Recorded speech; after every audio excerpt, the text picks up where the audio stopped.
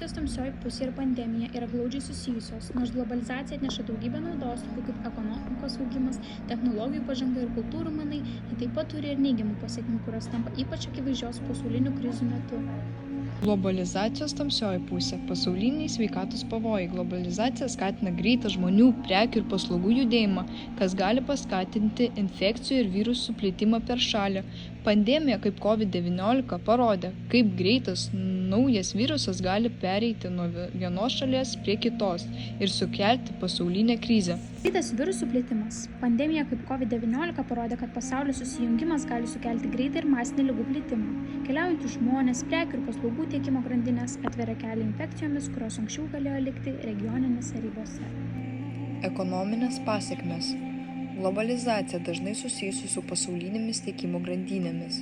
Pandemija sutrikdė šias grandines, sukeldama prekių trūkumą, darbo jėgos praradimą ir ekonomikos nuosmukį. Tai atskleidė globalių ekonominių ryšių trapumą. Sveikatos sistemos krūvis. Globalizacija taip pat prisidėjo prie pasaulinių sveikatos sistemos susijungimo, tačiau pandemija atskleidė ir jų pažeidžiamumą.